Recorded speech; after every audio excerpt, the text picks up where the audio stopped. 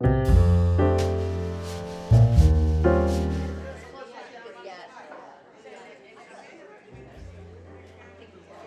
can tell by the lovely hum in the restaurant that everyone is enjoying themselves. It's a family restaurant.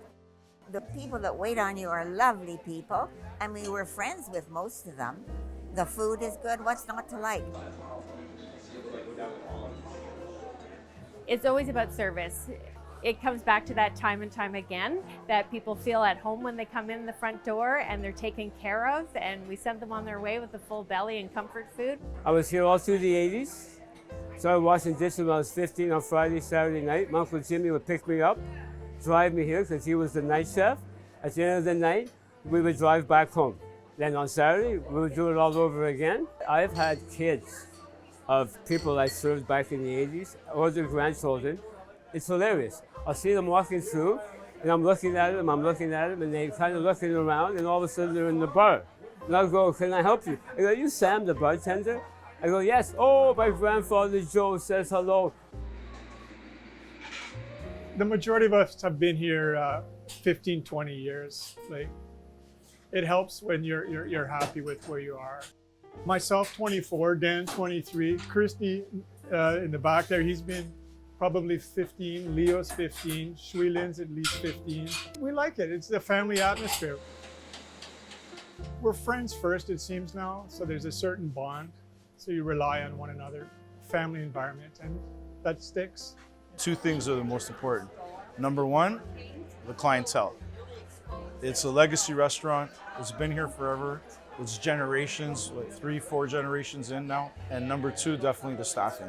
The biggest challenge I would find is basically the cost of things. So just like everybody's challenge right now in life, the cost of product, the cost of everything.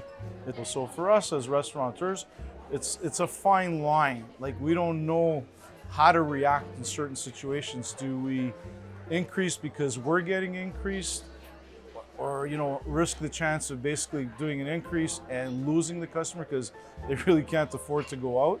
So in this restaurant here, we haven't done too much of that. There has been increases. There's no way around it.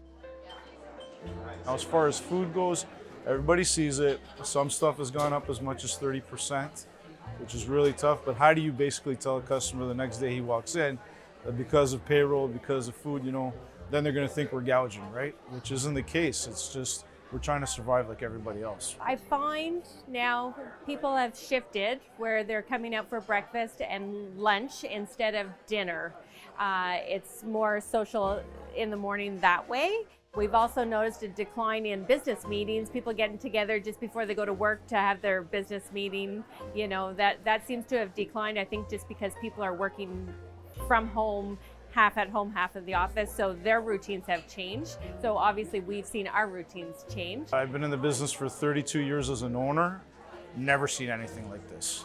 I've been through, this will be my third, I call it recessions, whatever you want to call it, call it depressions, whatever. The point is, been through it 3 times right now as an owner, never seen anything to this magnitude. Like, the previous ones, we knew there was a cycle, it would be a year, it'd be a couple months, okay, weather the storm, go upon your, just accept it, and things will be better.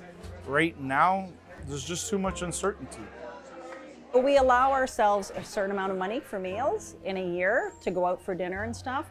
And coming here, we know we're spending a proper amount of money, a decent amount of money, and getting a good meal. I think it's a community in itself. We were talking with our people sitting at a table across from us. We're very fortunate. We're in a restaurant that's been established and been around for a very long time. So we have our diehard regulars, and we're so grateful for them. They come in once, twice, 3 times a week. We have such a loyal clientele. Like, you'll see orders come in and we'll know who it's for, and we can make it beforehand if we see them walk in. If you think of it as just food, that's one way to look at it. But again, it's a meeting place. People, they congregate, families get together. Morning, gentlemen.